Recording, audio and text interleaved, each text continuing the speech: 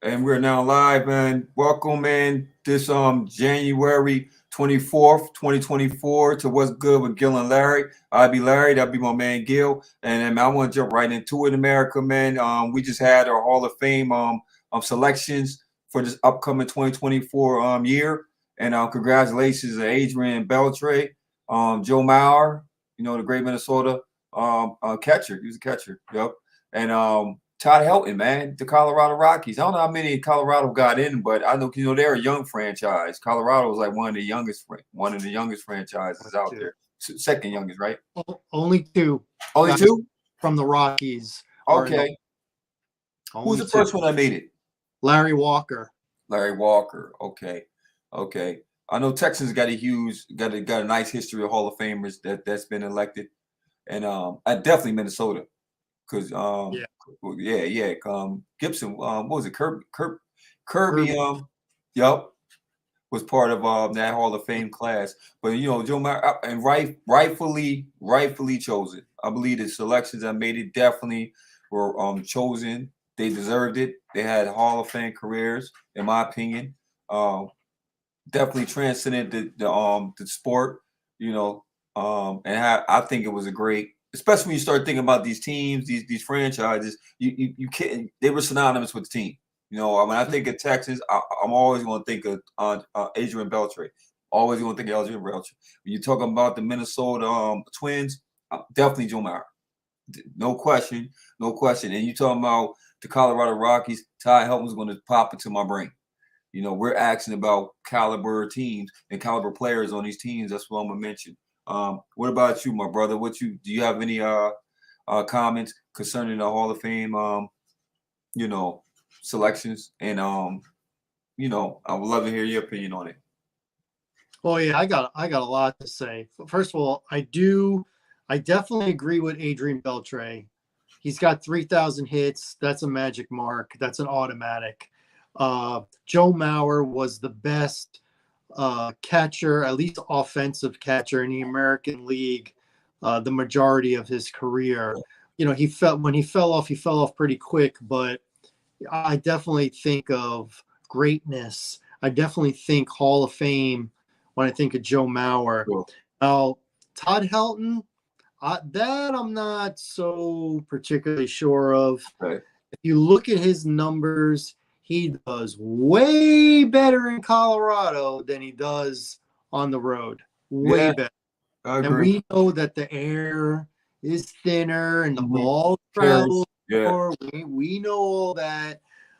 He was often injured. He couldn't wait to get out of Colorado. He wanted to be a Yankee in the worst way. Mm-hmm. But with his injury history, they said, nah.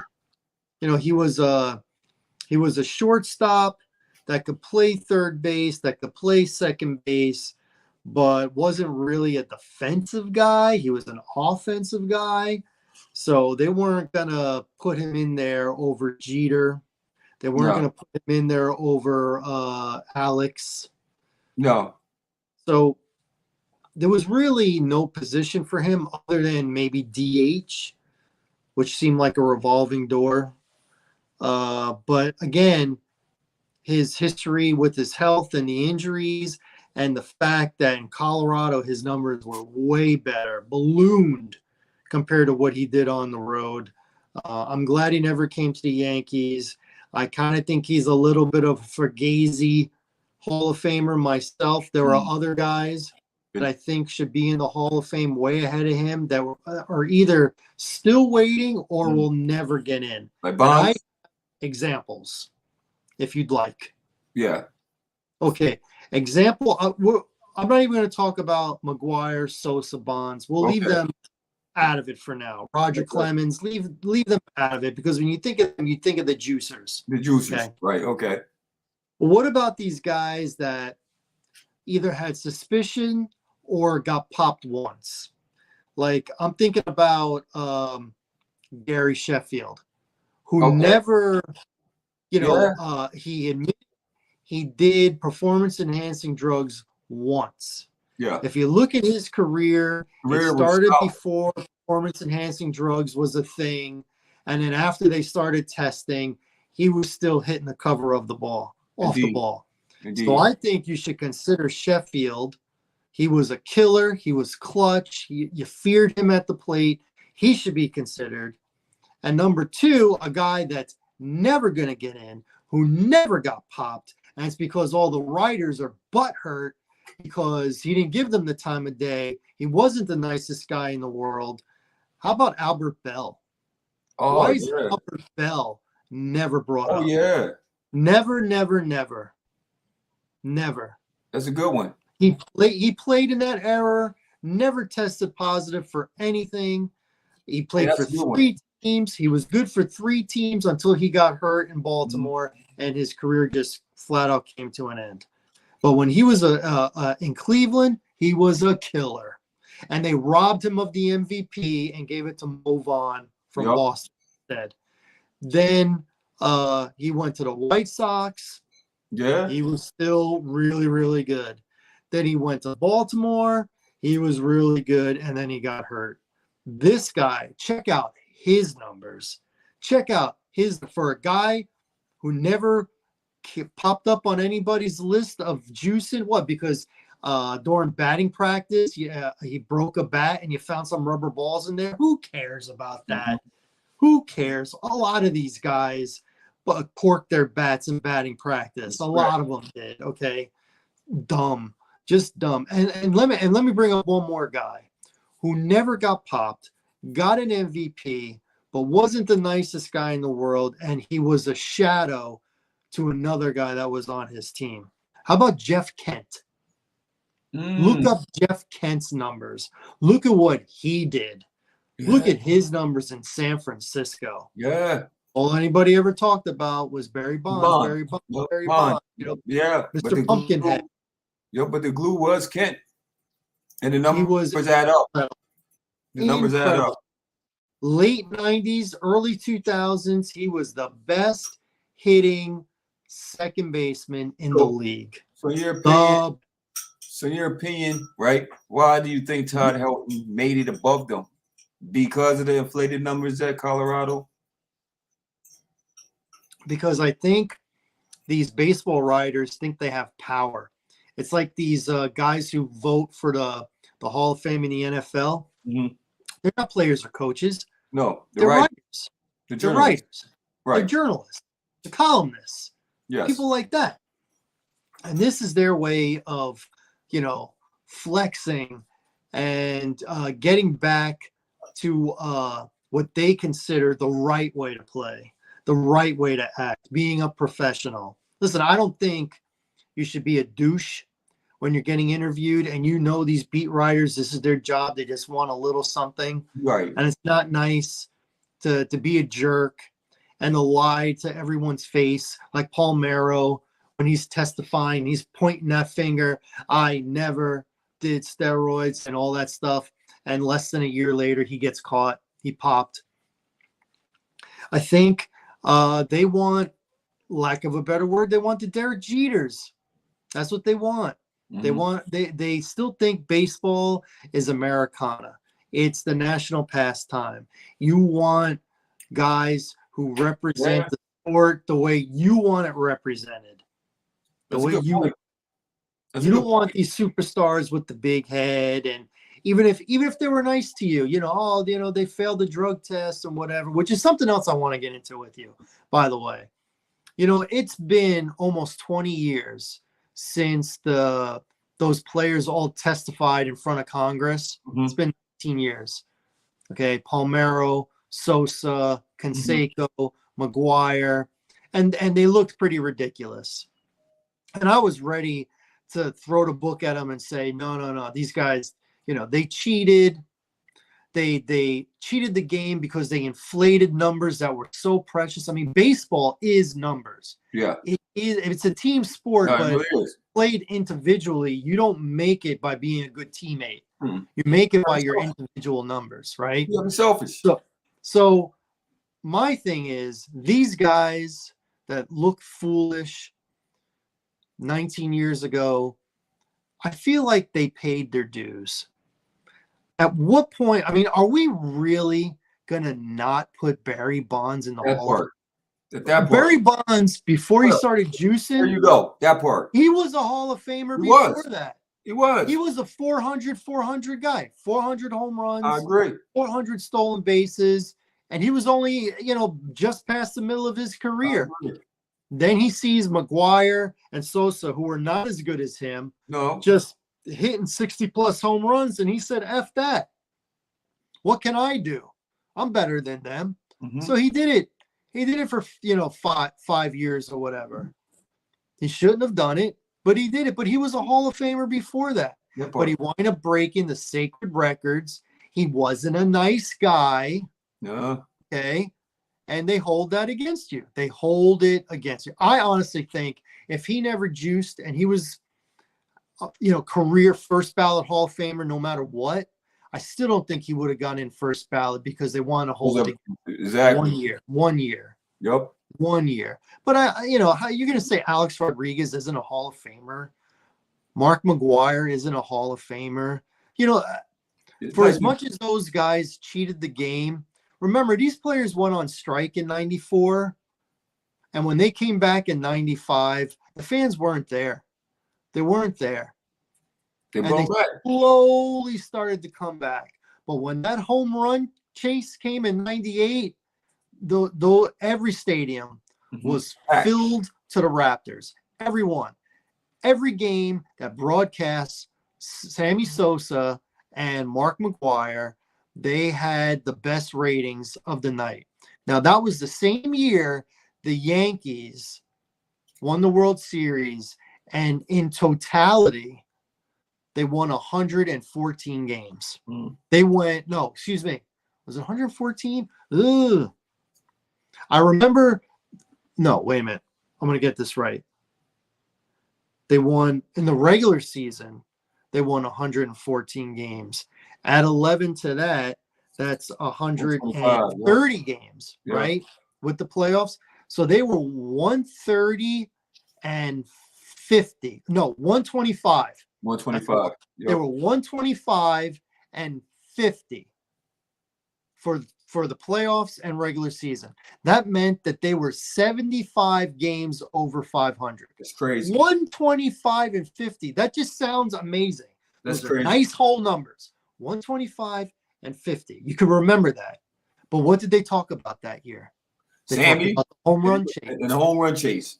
So, the MLB benefited a lot from those guys doing what they did. A lot. And they weren't the only ones. There were a whole bunch of guys hitting in the high 40s and the 50s that never touched that before. Remember Brady Anderson for Baltimore? Leadoff hitter. Yep. Leadoff hitter hit 50 home runs. That's crazy. Leadoff hitter. But, you remember the ads? Chicks dig the long ball, right? MLB approved that. They knew what was going on. They started testing when they had to test. They still wouldn't be testing to this day if they weren't forced to do it. Okay, and they're going to hold their nose. Those baseball writers are going to hold their nose, and they're going to wag their finger. It's silly to have a Hall of Fame without Roger Clemens in it, without Barry Bonds in it. That's true. It's silly. Sammy Sosa. Mark McGuire has to be in it. I mean, it's just Alex Rodriguez is not going to the Hall of Fame. Make him wait. Make him wait till he's in his 60s. Make him wait 20 years. That's some of these other guys are going to have to wait or did wait. But at some point, and I don't believe in an asterisk either. Okay, there was no asterisk on my ticket when I paid to go see them play. There was no asterisk there. I had to pay full price. I went to a game in 1998. I did. At the very end of the regular season, I went to Yankee Stadium. They played the Cleveland Indians. I remember. It was the last week of the regular season. Yes, it was.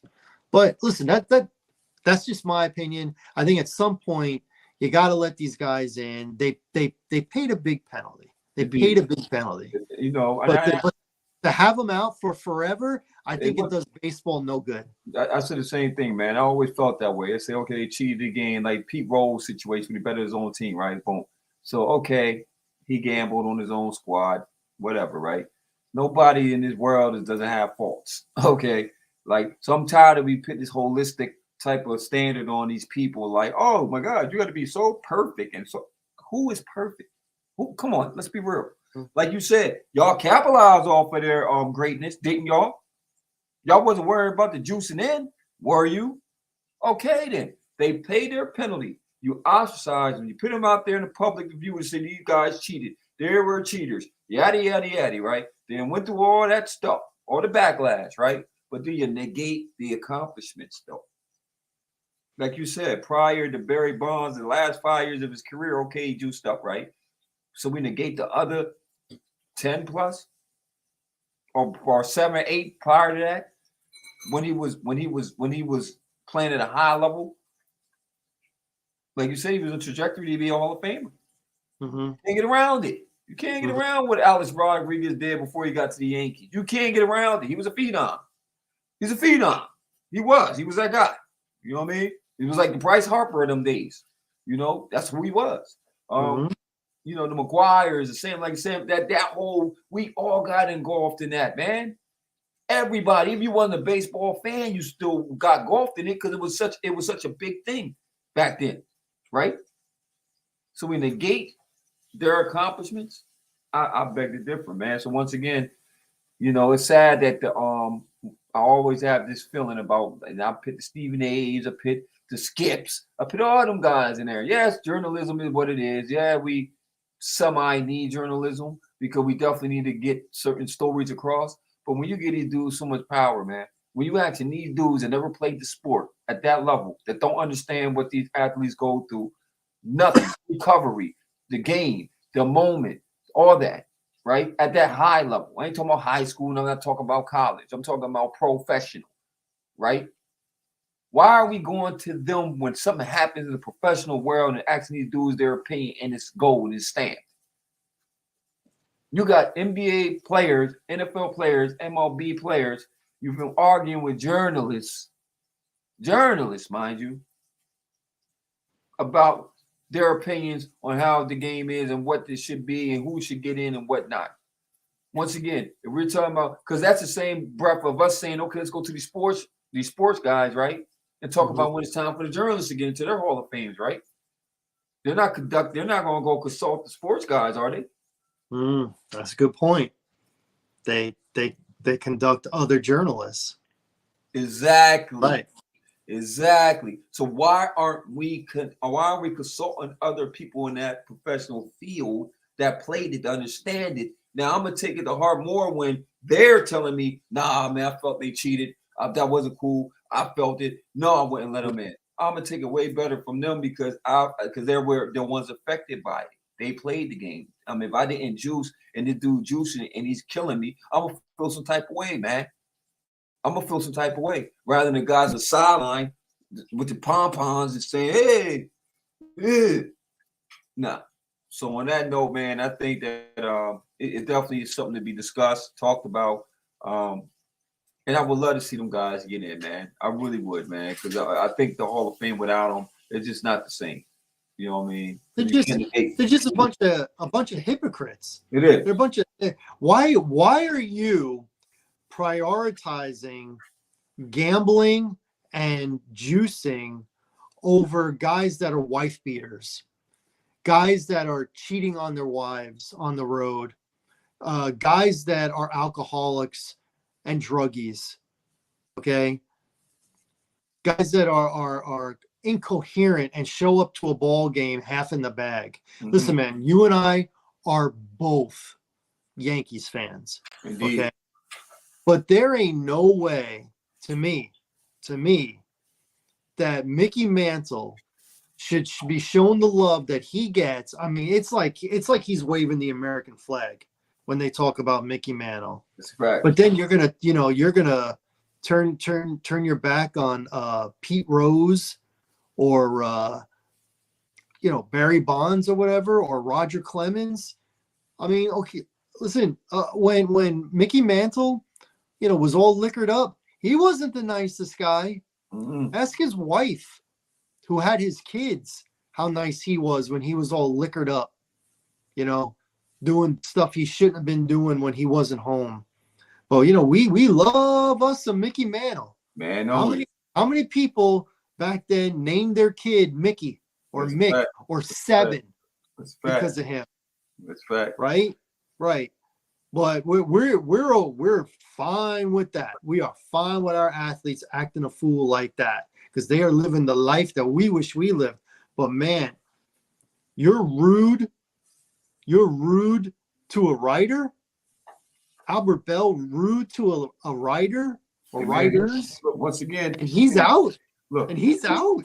We're in a hypocritical, unfortunately, we're in a hypocritical nation, man. Hate to say it, and I'm not anti-American, I'm just anti-hypocritical, man. But unfortunately, it's in all of us. You know what I mean?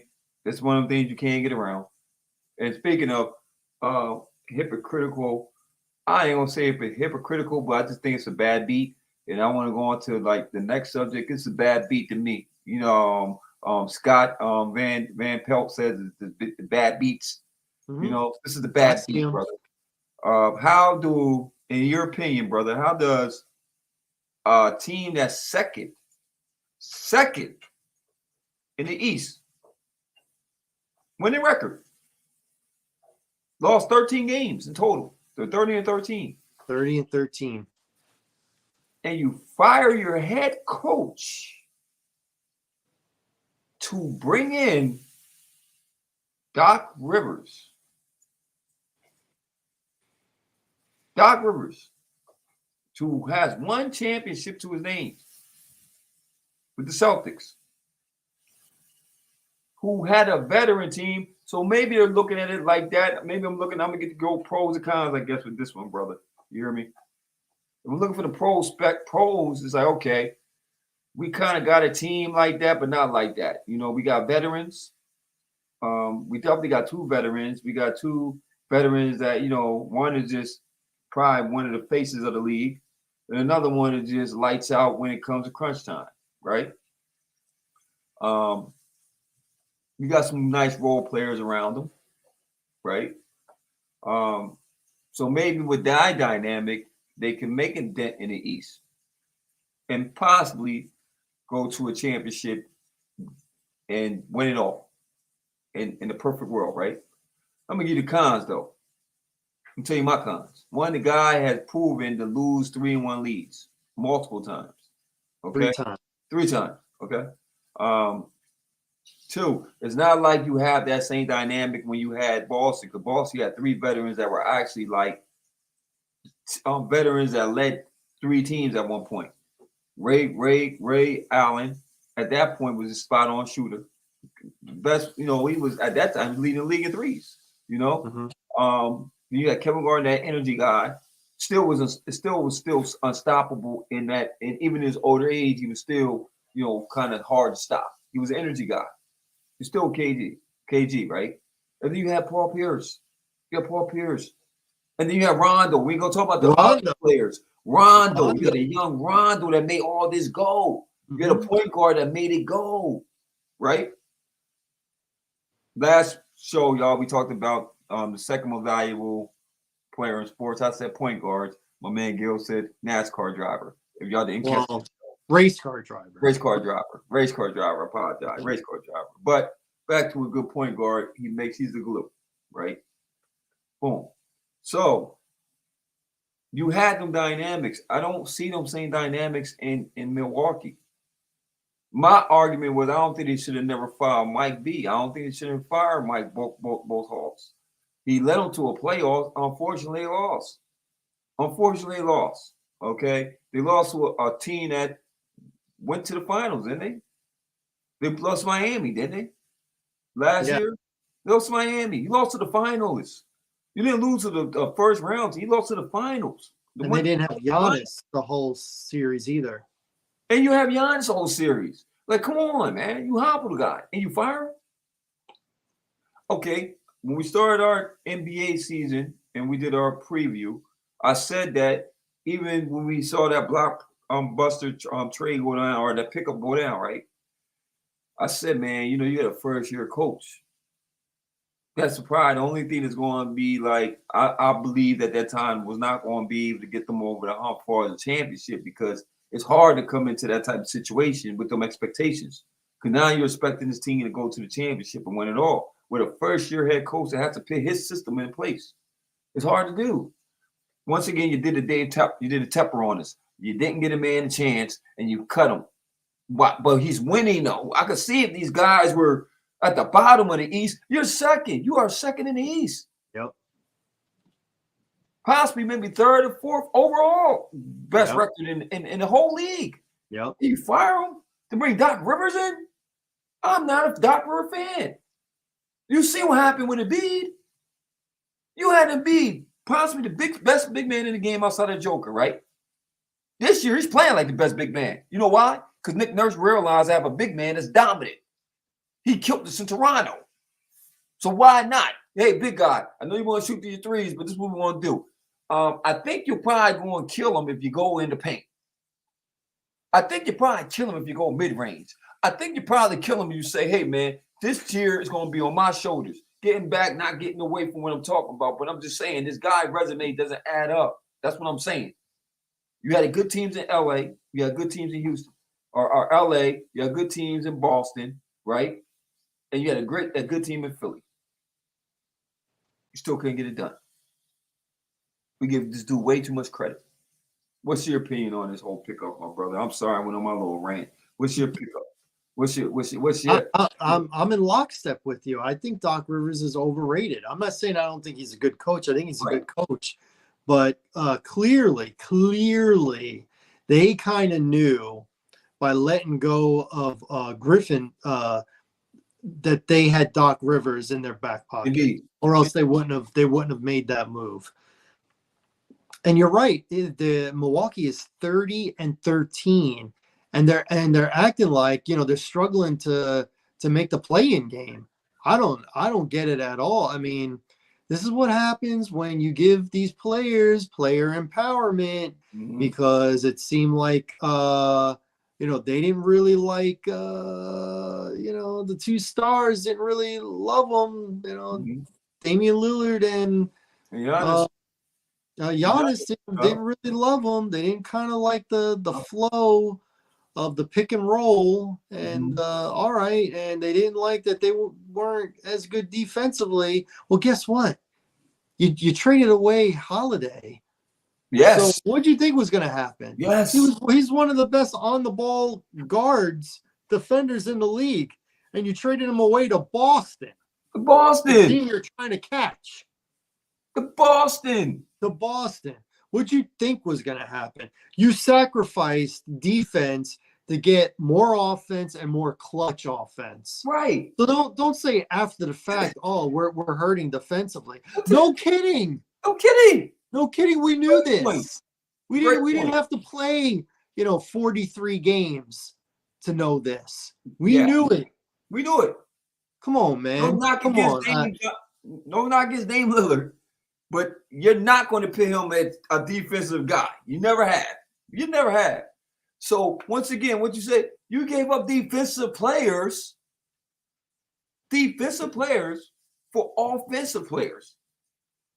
That's like trading to get Allen Iverson, and you gave up Bruce, but you had Bruce Bowen at the time. You gave up Bruce Bowen, who was a defensive guy, clutch defensive guy, to go get Allen Iverson. Okay, I know I'm getting scoring. I know I'm going to suffer on the defensive end when it comes to this guy, unfortunately. You feel me? So this is what I'm sacrificing. Dame Lillard's not going to lock you down your number one guy. He's just not. Drew Holiday, that's why Boston is that good. Because they have glue guys. They have guys who go in there and get dirty work done. It's going to lock down your number one guy. Who's going to free up Tatum and Brown and all. And then you get KP, Porzingis, and if he can stay healthy, he can show you what he can do if he's healthy. Yeah. So once again, what you thought was going to happen? But even to be second in the East is still remarkable. When you got Philly right underneath your coattails, and you still got Miami as a threat at times. You know what I'm saying? You still got Miami as always going to be a threat because they're a postseason team. As long as they get to the postseason, they're always going to be a threat.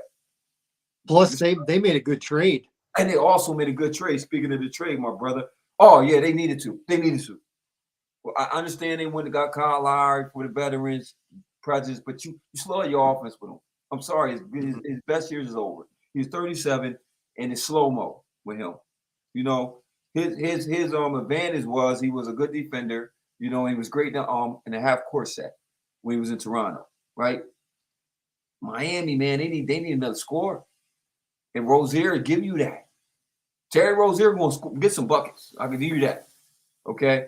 You match him with Jimmy Butler. You match him with Hero. And I like Jacquez that came out of UCLA. I knew he was going to be a great pickup. I liked him at UCLA, you know. And I really did. And then you got Bam. You just got a nice team in Miami. And you give him another score. Because you know they got rid of some score when they got rid of Gabe Vincent. You know, he had a great outbreak year. And it's sad because it shows you what systems do. He went to LA and I don't know what does he play? Does he get minutes? Is he injured? Well, he's been injured. Okay, he's been injured. Okay. Because I wonder why I didn't see him in the lineup, you know. But yeah, Miami is definitely a threat. You know, it's only 4 teams I'm really gonna say is a threat coming out of the East, honestly. You know, I just named them: Boston, Milwaukee, Philly, or Miami. Yep. Once you start getting to like my Knicks, who else? The Knicks, Cleveland. You know, you start going down the line. It's just Indiana. It is what it is. You know, this is what it is. Yeah. No, I agree. And let me just say, let me do a heartfelt apology. Because in recent shows, past shows, I did something that I try not to do, but I did it. And I want to apologize for it. In praising the Joker, I used Joel Embiid as my example. And I'm here to say I was wrong to do that. Because Joel Embiid won the MVP last year, but it was always like the best player is the Joker. The best big man is the Joker. And that might be true still. Yeah.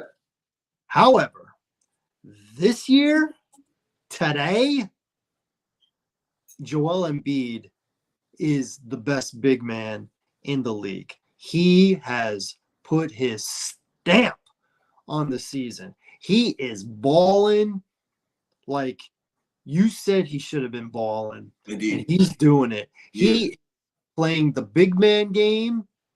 He's not trying to act like he's a wing player and jacking up threes. He's like, I'm bigger, I'm stronger. I've got the touch around the rim. He's staying on his feet more. Mm-hmm. And he looks he is box office. He is the guy. He is him this year. Yeah. He is him.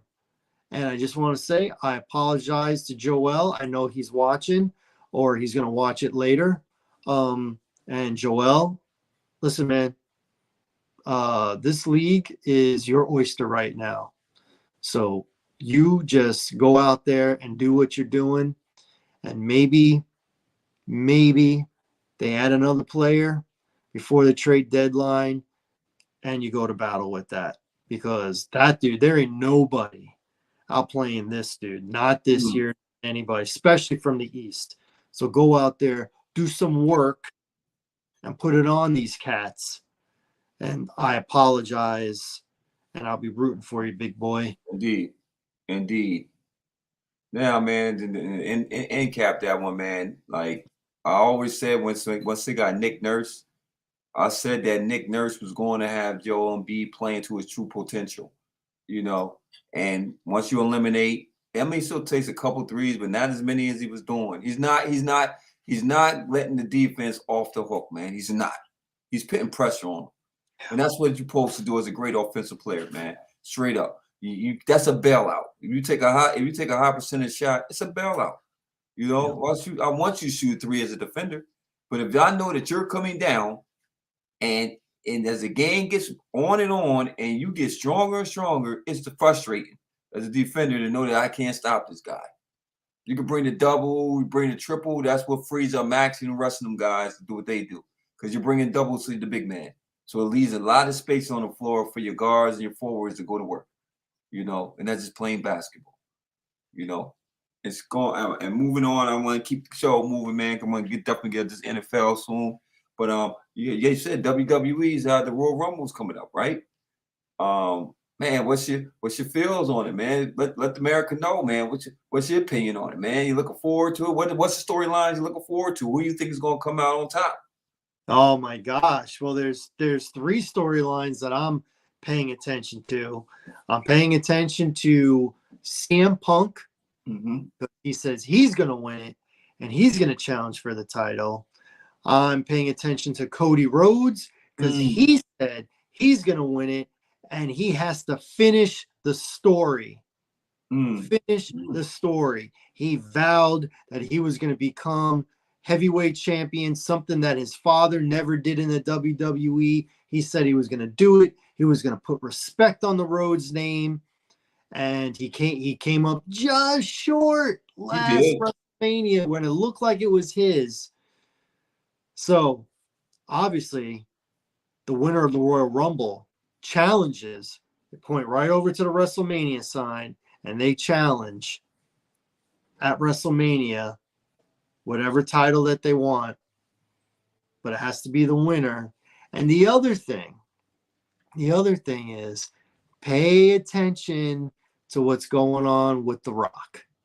Because he was on ESPN yesterday, and there are some talks about him and his cousin doing some kind of storyline where they main event a WrestleMania.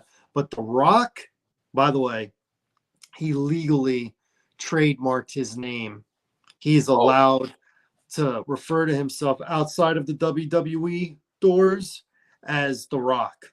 He can do that. So when he's in a movie, he could put Dwayne The Rock Johnson. Okay. He's got that. And he's also got a seat on the board. So he's technically Vince McMahon's boss, if you could believe that. Wow. That's crazy. That's crazy. He's got a seat on the board. He is a co-owner of the UFL, which is the XFL and the USFL. They combined, and now it's the UFL.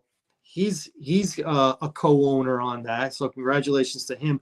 But watch, he said he believes in the marathon. He believes in the long game. He believes in building up. I don't think he's going to main event or even have a match in this year's WrestleMania. But I do think he's going to make some kind of appearance to get the story going. Like, I could see Roman Reigns losing at WrestleMania, The Rock being a distraction, and from that moment on, they work it another 359 days before the next WrestleMania where Roman and The Rock main event it.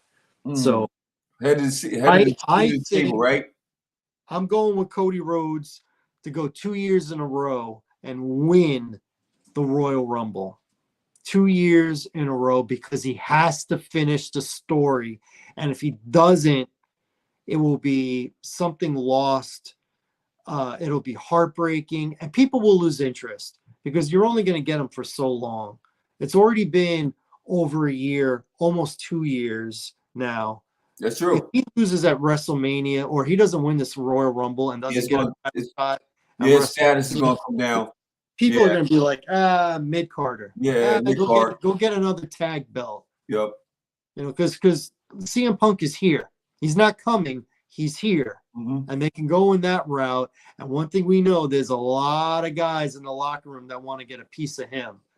So you don't have to create a storyline very hard if you want to use him and use him as the push.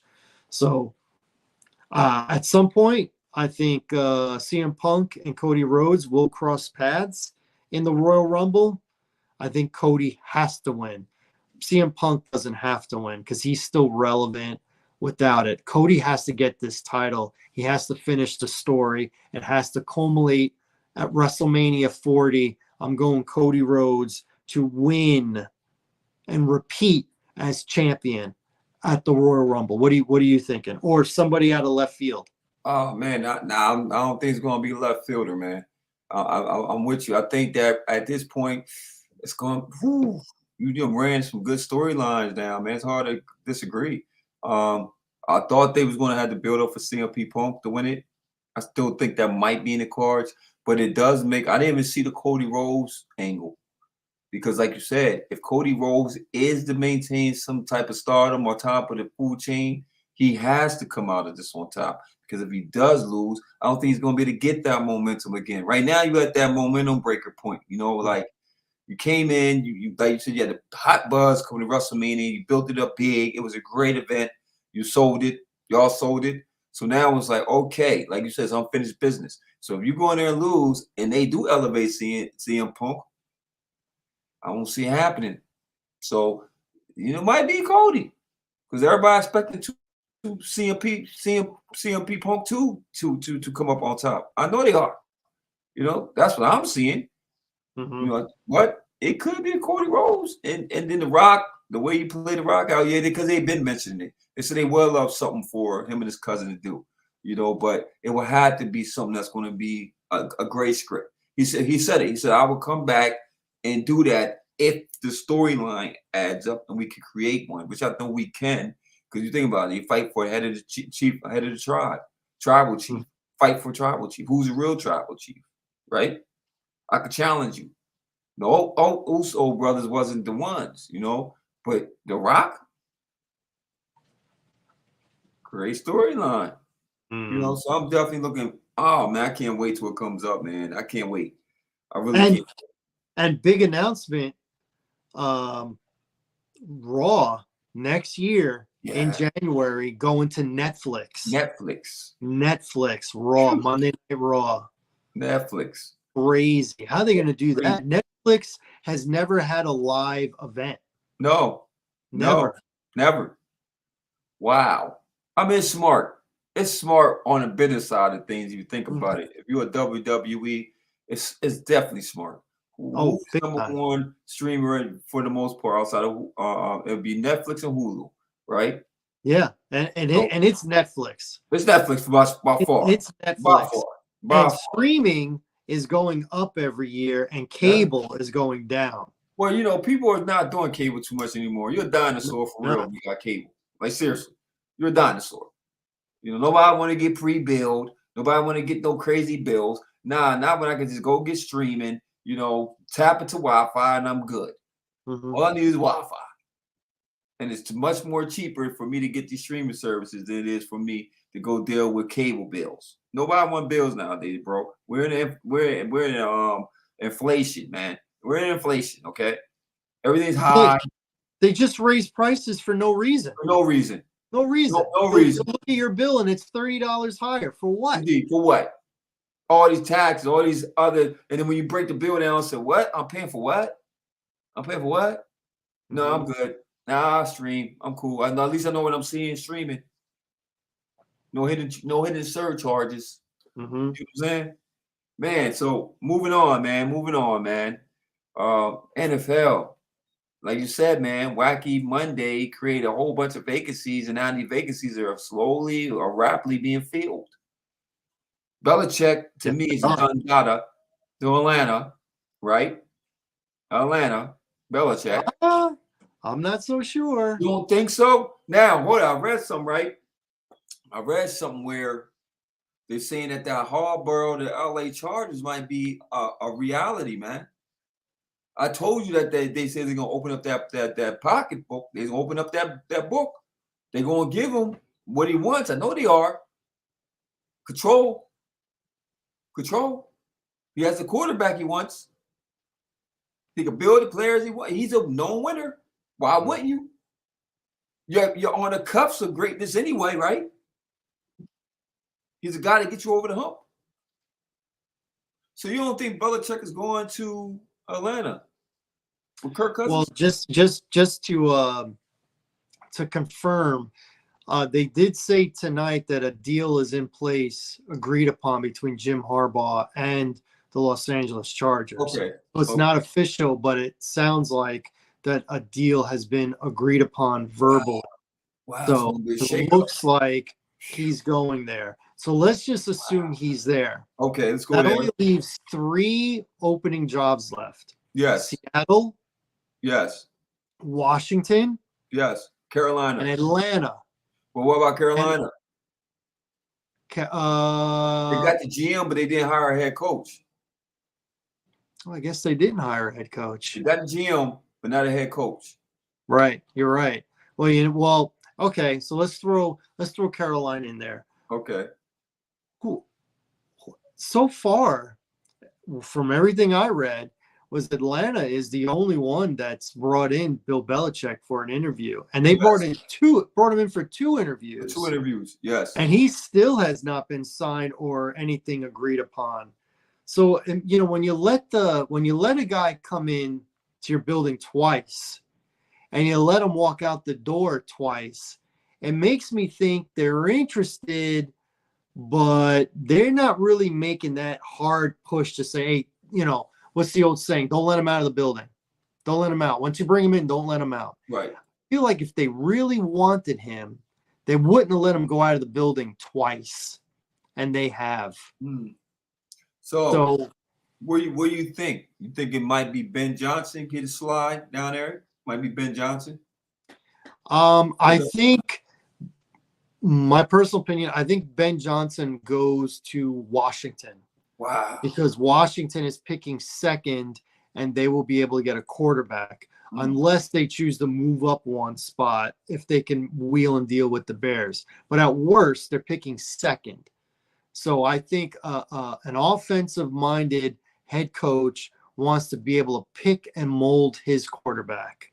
Indeed. And I think that's more appealing than going to Atlanta, certainly Carolina, just because of the owner, not so much the quarterback. And Seattle is still rolling with Geno, as far as I know.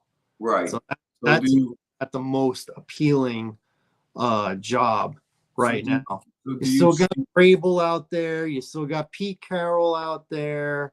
So these are guys that still want to coach. Vrabel's only 48. Right. So somebody needs to be smart and hire that dude. I think Belichick, Belichick, he's the kind of guy, or maybe not the kind of guy, maybe he's the guy and the only guy that when he takes over a team, he's not just a coach, he's not just the GM, he's not just the president. Apparently, he doesn't want the owner to cross over a line when it comes to the locker room. The owner is a passenger on this flight. So, you've got Arthur Blank. Yeah. Arthur Blank is the owner and CEO of Home Depot. Yeah, I know. Okay. This is not a guy that just is like, oh, I'm just here to hire you, but then you'll never hear from me again. He's not a meddling owner. No, but he is a guy. He has a presence. At the end of a game, walks down onto the sideline. He does. Lets everyone know, I'm here now. He does. I'm here now. And Belichick's not going to want that. He likes Robert Kraft up in his suite, out of mind. Yep. So I'm not sure that Atlanta is the best fit for him. Plus, you got Rich McKay, who's like the president, who's like the number 2 guy in charge.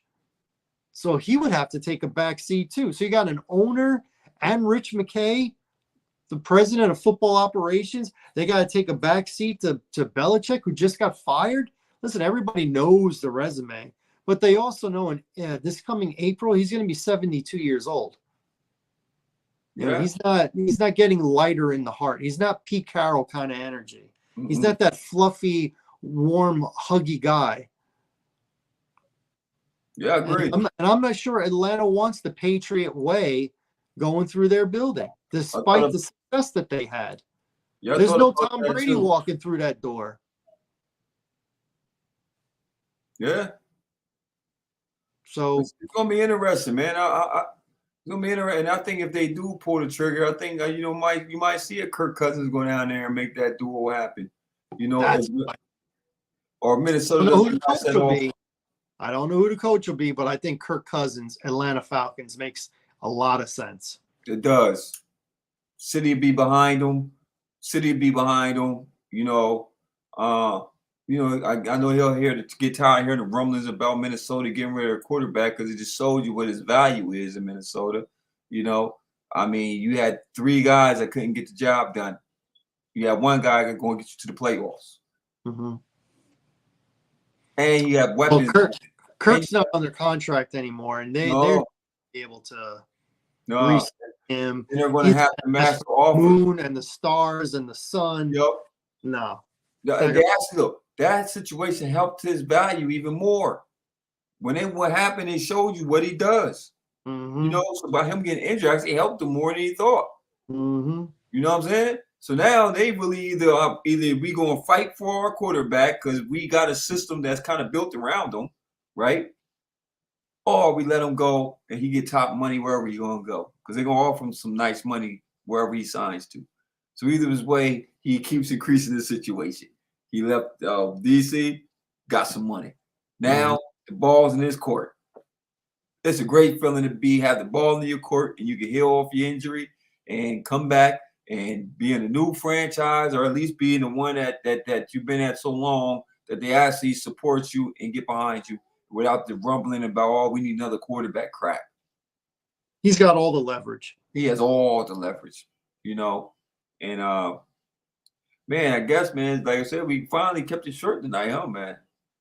Well, what'd you think of the games this past week? Any stand out for me? True. For me, I thought San Francisco got lucky. They did. Green Bay outplayed them. They did. But you know what? And it goes to show just as great as Jordan Love played that game, it was that one inexperienced play that cost the game. Sure did. Yes, they outplayed them 4 quarters, bro. 4 quarters in a minute, to be exact. You know what I'm saying? And it came out to one ill-advised play. You just don't throw across your body like that. You just don't. You throw the ball away, man. But once again, that's where the rookies, I mean, you know, first year starter thing come in at, man. Because that was one of them things where I love the confidence. I love the defense. And you know, they just fired their defense coordinator, right? Barry got fired. Yeah, he got fired today. I thought that, like you said, they outplayed him. Brock Purdy showed me he was mortal. Even with all the weapons he had around him, he was mortal, but he made the right play when he needed to. So even though he played a lackluster game up to 4 quarters, it don't matter. When he needed it the most, and when they needed him to play the best, the most, he stepped up. That's all you asked for. They walked away with the dub. Wasn't the prettiest, but they walked away with it, right? I was impressed with the Lions. I was impressed.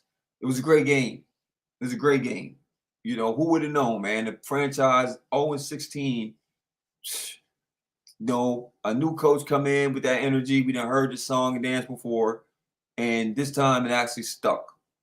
They look good. They look great. They look like they ready for the moment. You know, so I'm looking forward to that game with them in San Francisco. This is gonna be a real good game, honestly. And Baltimore's Baltimore. They just dominated them. Baltimore's Baltimore. You know, Baltimore show you what Baltimore do. And unfortunately, man, I feel bad for Buffalo. Man. I really do. Like, I know you was rooting for him. I was rooting for him too. I know I picked Chiefs because I just said, you know, Mahomes, hard to bet against Mahomes. You know, and I just had a feeling that even with the home crowd advantage and all that stuff, I think the home field kind of hurt them because it's a lot more pressure on the home team to win than it is on the team coming in, especially a veteran team as Kansas City was, you know, because they can play loose. What they got to lose? They're coming to your home. It's the pressure's on you. You haven't beat us in the postseason, and it happened. As great as Josh Allen is, man, I won't take nothing away from him, but that's the difference between Mahomes and Josh Allen is the fact that Mahomes makes the critical plays when you need them to. Straight up. X and O's, they probably identical X and O's if you look at it skill set wise, but the difference is the fact that Mahomes always steps up to the plate. When the pressure gets the thickest, he gets better. When the pressure gets thick, Josh Allen falls and falters, man. He falters, man. It's either an interception or either you're not making the right throw. It's not either, you know, it was some plays he could have made. And mind you, Dick should have made some plays too. You cry for the football, he throws it to you, he don't deliver. But then there was some throws that, especially that end zone play, it was right there, man. You got to put it on the money. Man. You got to earn your check, brother. and then you don't put it on the rookie kicker. It reminds me just what Buffalo is, unfortunately, man. They just bad beats, man. They can't catch a break. They can't, Gil. If they was going to do it, this was the year, right? Ain't that what you said? This was the year. This is Buffalo's year, right? You had them for the Super Bowl, right? Yep. Same song and dance. You did all that for what? Wide right. Mm. Wide right. In that freezing cold, sit in that freezing cold for that. The two words that go down in infamy in Buffalo happened to them in the Super Bowl. Yes. Super Bowl 30. Right. Or no, Super Bowl 25. Super Bowl 25. And it happened to them again in this game. Now, I didn't like what led up to it. I thought Buffalo was being a little too cute with the clock, trying to run it down as much as they can, keep the rhythm going. They slowed down. The 2-minute warning happened. It allowed the Kansas City's defense to reset, Spagnuolo to reset. And then all of a sudden, instead of trying to run a couple of short passing plays or running plays to set up to make it an easier field goal, they took their shots in the end zone thinking, we can play for the tie. And, Bass missed it. Yeah. Wide right. Wide right. I feel bad for Buffalo, but Kansas City won it, man. They won it. They did what they had to do. By the way, not that you know that I am not a Packers fan. So for me to say I thought that they outplayed San Francisco, I thought that they should have won that game, I don't like saying that. But here's a question for you. The defensive coordinator that just got fired, is he the one that missed that field goal late in the fourth quarter? No. Oh. Is he the one that threw across his body on the last play to end the game? It wasn't fourth down, right? I think it was first down. Yeah, no. That wasn't him. No, I thought defensively they actually played better in the playoffs. Oh, and was it him? Did he have anything to do with Savage not catching a ball that hit him in the hands and taking it back for a pick six? No, he doesn't. No, that wasn't him. He put him in position to make a play. He had something to do with the design of the defense to have Savage there to pick it off. Right. But because he dropped it, Savage dropped it, and Love threw across his body for an interception. You fired and the rookie kicker Carlson misses a very makeable field goal. And the guy who gets fired is the defensive coordinator. Right. That doesn't make any sense to me. And the defense was getting better as the season went along. They had a rough patch there when they gave up. Like they started out in the beginning, it was it was good, right? Then they had a rough patch there with some injuries, and how it went. It got rough. They was giving up a lot of points, and then they righted the ship in the playoffs. And you fired a guy because your offense didn't deliver, and your one defensive player that could have made a play didn't deliver, and you fired the defensive coordinator for it. Bad beat. Don't forget about that kicker. Don't forget about that kicker. Don't forget about that kicker. Or the kicker either, right? So bad beat, man. It's a bad beat week to me. Now. Total cop out. It's like what they're doing in Philly, firing everybody except the head coach. Yep. Everybody but that. But I don't know, because the defense sucked and the offense sucked. So at the end of the day, they should have been canned. Now, if it was Sirianni that made these business decisions, then you gotta go with your staff. But if it was the owner that made these decisions, the GM made the decision. Can you blame Sirianni? By the way, Miami and Vic Fangio are parting ways, and a rumor is Vic Fangio is going to Philadelphia. That's the rumor. That's the rumor. If you get him in Philly with them players, you have a top 5 defense. I promise you. And I hate to say it, 'cause I'm a Cowboy fan, and we're gonna lose our defense coordinator because Dan Quinn gonna get a job somewhere. Either gonna be Seattle. Is he though? I think so, Is man. he I after think after Seattle that, gonna that bring. I thought last he. performance? I After that mean, last performance?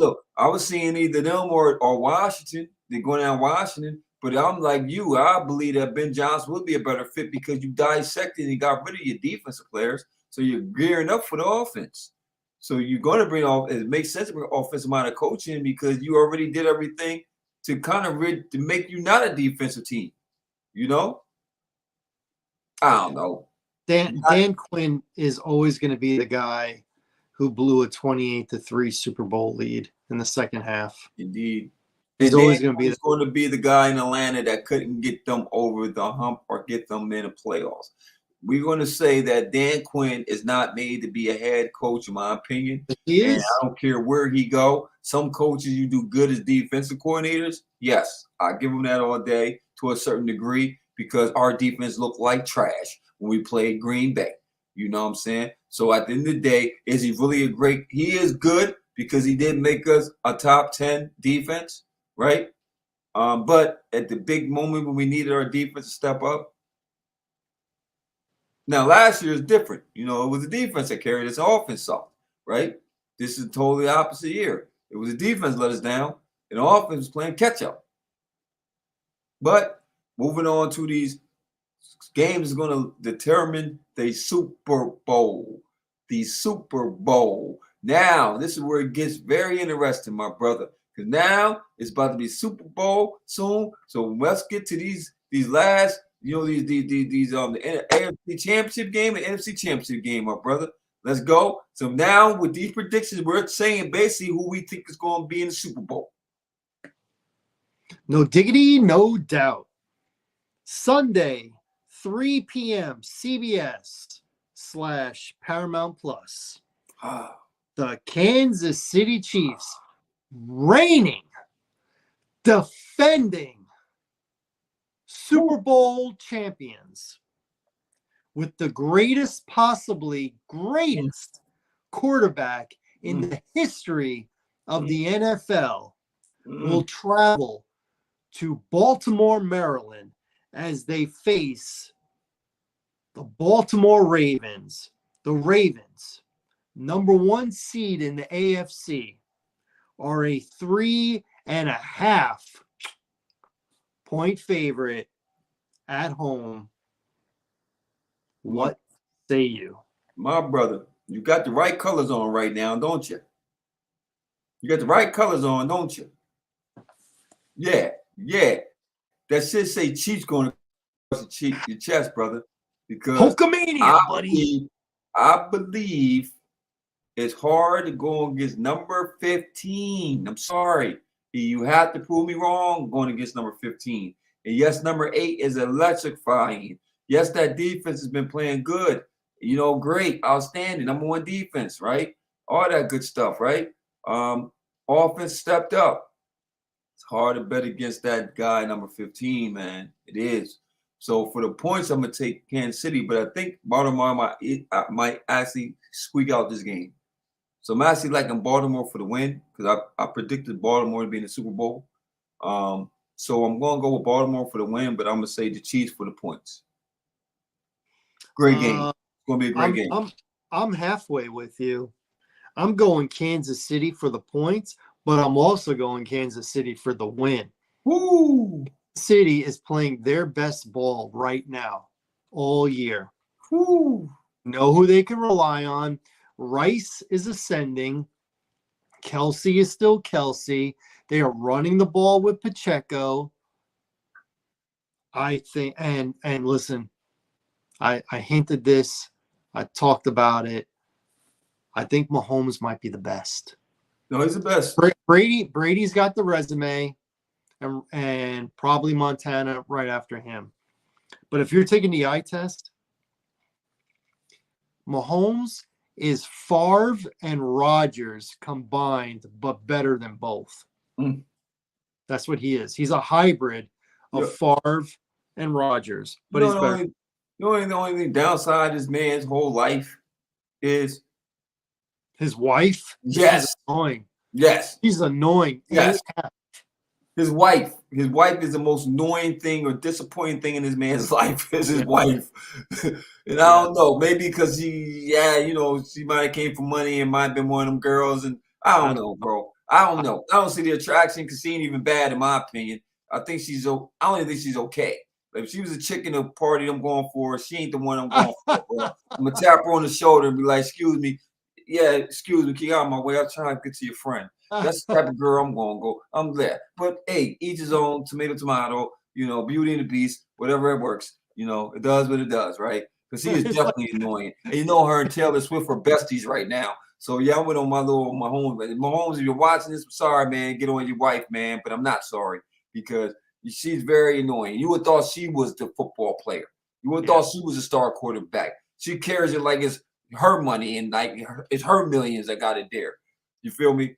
But hey, happy wife, happy life, right? Let's go. Hey, whatever their relationship is, that's their relationship. Who am I to judge? Who am I to judge? I'm judging, but who am I to judge? What I would say is when I hear her talk and I hear her cheer, it's like that fresh chalk on a chalkboard. Oh, please, just go away.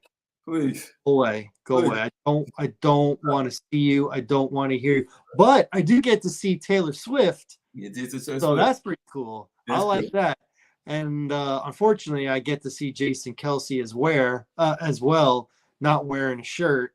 Yeah. I could do without that, but whatever. Meatheads are going to be meatheads, right? Yes, sir. Now on NFC side, my brother. Well, 6:30 on Fox. The Detroit Lions. That's right. What did I say?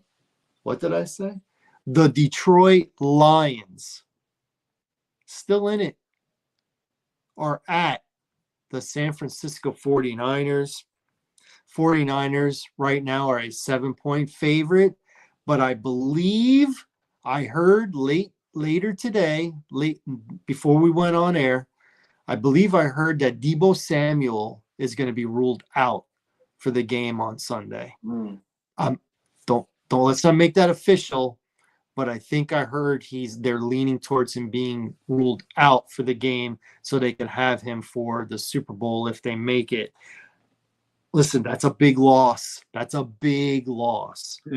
Big. You go into this game and you say we're not letting McCaffrey beat us, and Purdy's got to be the guy. I mean, you got yourself a slugger's chance. I'm gonna tell you right now, I'm picking Detroit. Wow. I'm not only picking Detroit to cover this number, I'm picking Detroit to win. Wow. They got something going on. And there's a story here, and I want to see it finish out. This story started when the season kicked off, when Detroit went to Kansas City and beat Kansas City. And then Mike Tirico said, as the game ended, Detroit won with an asterisk because Kelsey didn't play and Chris Jones didn't play. He said they won with an asterisk. Well, I would like to see a rematch of week 1 between these two teams that kicked off the season. I would like to see Detroit and Kansas City at the Super Bowl, the two teams that started it off, finished it off, and then there's no asterisk. Wow. No asterisk. Okay? Everybody's going to play no asterisk at all. I personally think Kansas City will win that game. I don't see Mahomes beating Baltimore and Buffalo but losing to Detroit in the Super Bowl. I don't see it. And we know what he's chasing. We all know it. There's more than a whisper now. Okay, he's been to 3 Super Bowls and he's won 2 of them. He's got 2 MVPs underneath his belt. Okay, he'd be going to his 4th Super Bowl. He'd be favored to win that Super Bowl. You know who he's chasing. Oh, you already know. You know who he's chasing. So I got Detroit in an upset, beating San Francisco, primarily because I don't think Deebo's going to play. And we're going to have a Detroit KC Super Bowl. And listen, it's fluid. It's fluid as far as predictions go, but I got to go KC on that one. And we're opposite tonight, brother. I think it's gonna be a repeat of that Super Bowl we saw when Baltimore played San Francisco. It was the Hallball brothers going against each other. You know what I mean? I just think that I'm proud of Detroit what they did. I think they overachieved. Honestly, I just think that going into San Francisco, I think San Francisco played the worst game last week. Now it could be a repeat. It could be just they're just not playing great football, and then Detroit out there and pound on them and they take advantage of them. And that they just didn't have. It could be that it could be off their mojo, or it could be like they played their worst game against Detroit, but then Green Bay. But then you're looking at it like, man, hold up, you got Green Bay, but then Green Bay beat Detroit in Detroit, so it wasn't like Green Bay was a slouch team. You know what I mean? I'm just gonna go with I think who the stronger team is. Even with Debo not being there, I still think that defense is solid. You know what I mean? I think that San Francisco's defense is solid. I think Brock Purdy will make enough plays to get it done because you have to pressure that guy. You got to bring pressure in order for him not to be effective. So if he could pick you apart, he's gonna pick you apart. So I'm going with San Fran. I think it's gonna be a repeat of Baltimore. San Fran. I got Baltimore winning the whole thing. San Francisco is favored by 7. You think they cover that? I do. Then they're gonna probably blow Detroit out, unfortunately. Just a question. How many times did San Francisco sack Jordan Love last week? Not that many. 0. Right. 0. Who do you think has a better offensive line? Line? Green Bay or Detroit? I don't know. If you ask me full healthy O-line, Green Bay. Green Bay, healthy O-line, Green Bay. I would say Detroit. Would you? They got Pro Bowl. I know they got Sewell and they got 2 good tackles. They do. So they got 3 standouts out of the 5, and they got them where they're most important. The tackles and the center are most important. So then they got running backs. Yep. I think Detroit has a slightly better offensive line than Green Bay, and San Francisco couldn't get to Jordan Love last week. If they don't get to Goff this week, I think Goff plays the game of his life. Okay. I think Detroit can go over 30. I think they can. They've consistently shown that they could do it all year when they're rolling. They got 2 good running backs, 2 of them. They got a true number 1 wide receiver, and Laporta has been a very good rookie tight end this year. Yeah. Very good indeed. Listen, it's a long shot, but it's not impossible. And I'm really kind of picking it because one of San Francisco's big weapons might not play. And it's like Cody Rhodes. We got to finish the story. It all started with Kansas City and Detroit. Let's finish it with. I mean, that would be a dope storyline, though. It'd be no asterisk. Storyline ratings wise. No asterisk. And then it's Detroit's been kind of like Detroit's year or year, especially coming into this year. It's been about Detroit. Detroit's starting to get their Renaissance moment, just like Chicago at one point was, and New Orleans at one point after Katrina. Then the Patriots after the 9/11. So I can see the storyline add up. It is Detroit's kind of time right now, so it does make sense. Let's hope for the best. Yes, well, with that being said, that is our show. We disagree kind of on both games this week, so that'll be cool. Want to thank everybody for tuning in and listening. And if you're going to watch us at a later date, thank you for doing that as well. Hope everyone enjoys the championship weekend, which will be on Sunday. Also this weekend is Royal Rumble, so check it out on Peacock. For Larry Loper, I'm Gilly Rosari. Until next Wednesday at 9 p.m., thank you all so much for tuning in. This was What's Good with Gil and Larry. Deuces, y'all. My main man, $100,000. My man.